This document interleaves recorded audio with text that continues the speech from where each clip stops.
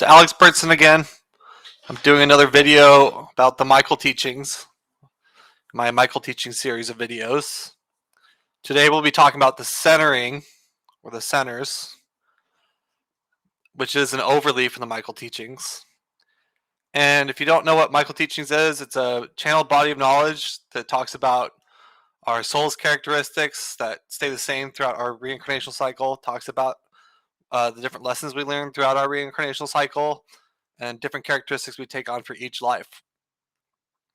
So, of the centering in Michael teachings, that's an overleaf, which is something we determine at the beginning of our lives, before we start a new incarnation. We choose our centering, and it's actually there's two main centers that we choose from. Um, so I'll get into details about the different ones that we can choose, but here's the list of all the different possible centerings.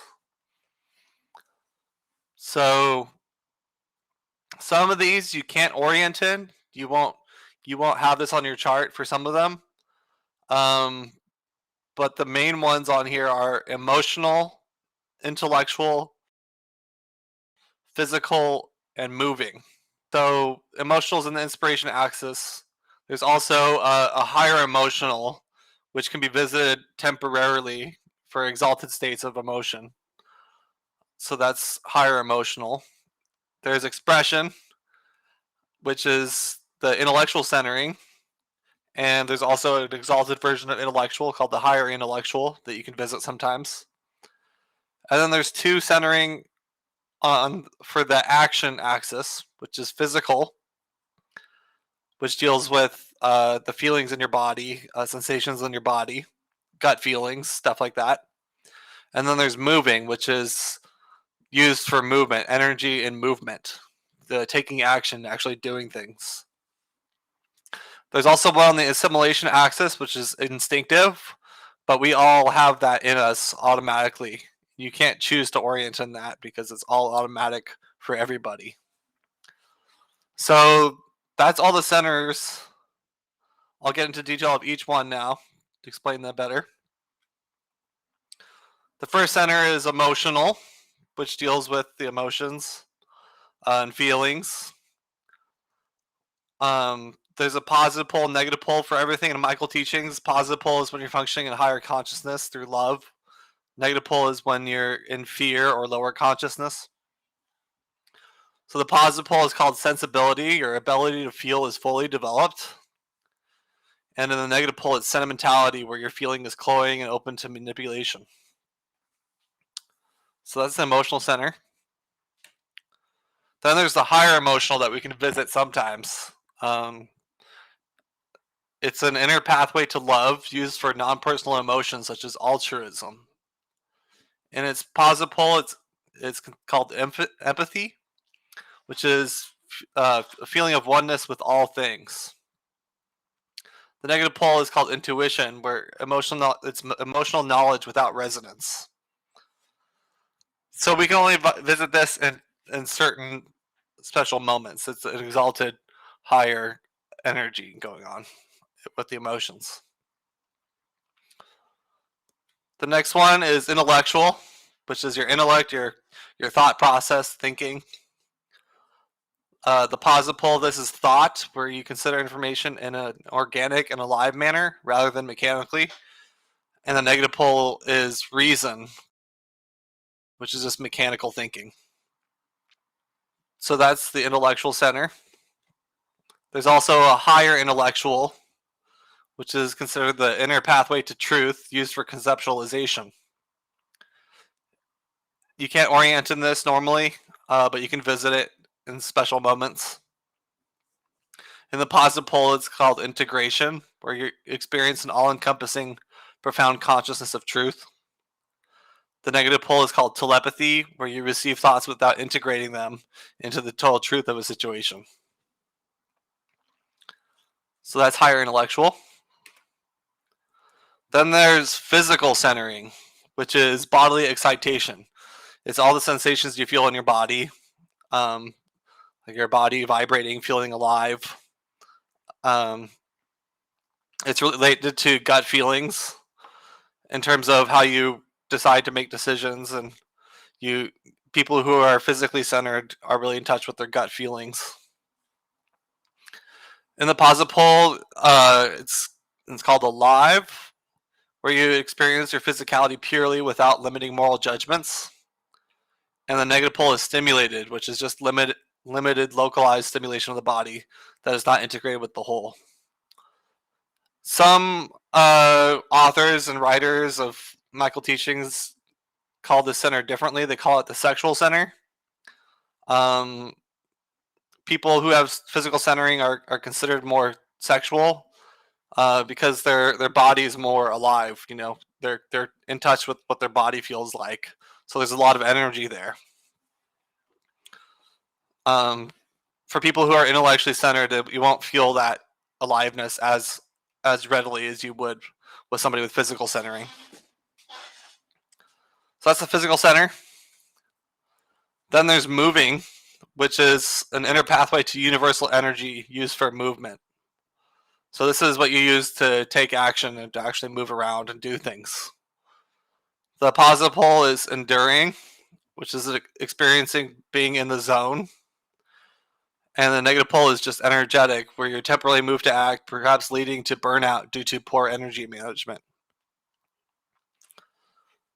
So the last center is instinctive, which runs automatic unconscious functions such as breathing. The positive pole is atomic, which is instincts arise from the deepest level without distortion. The negative pole is anatomic, where instincts are anchored in the core atomic level, are according to their original blueprint. So this is like the root center, the instinctive center, kind of. Um, you can't orient in this normally. Everybody has this functioning automatically inside them, but it is one of the centers. So that's all the centers. So this page is the center pairings. When you get your chart, you'll see uh, one of these 12 pairings in your chart. So these are all the possible arrangements that can be seen. Um, how it works is the one on top is the primary one. It's what you are functioning out of primarily, and the one on the bottom is your secondary center, where information and experience is translated from the first to the second center. So to explain these, I'll just go through each one of these. With the emotional, intellectual, first you experience your emotions and your feelings, and that informs what you think about, because the intellectual is second.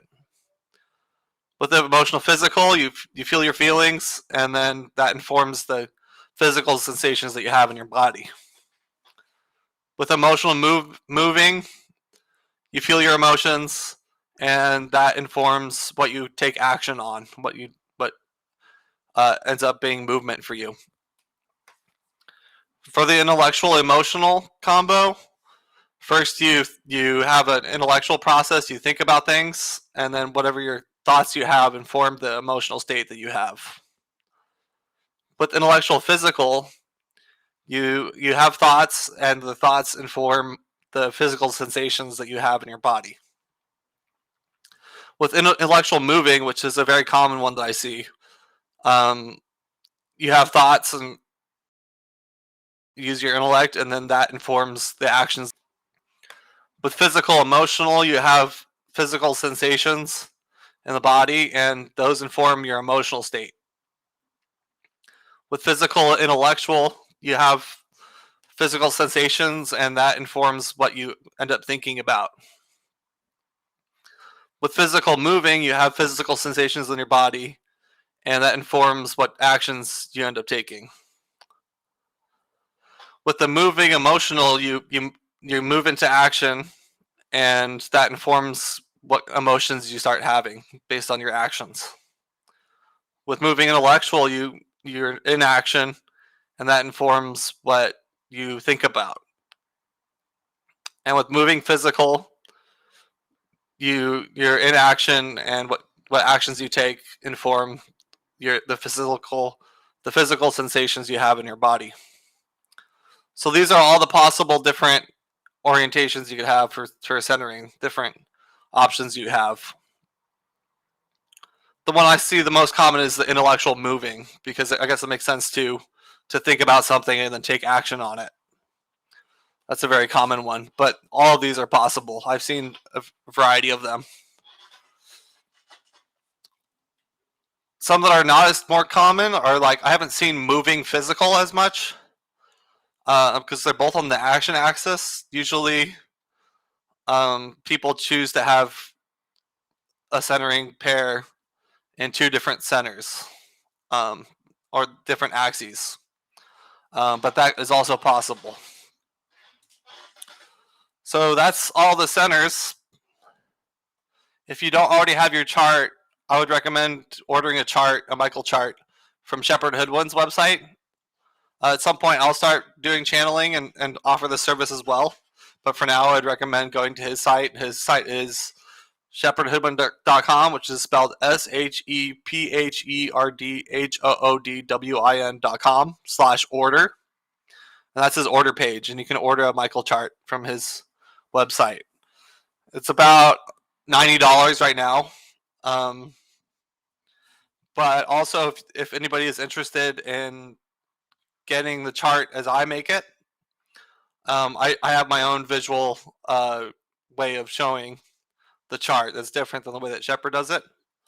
But if you would like to see your chart as a Google Sheets document, which is all color coded, I can get that for you.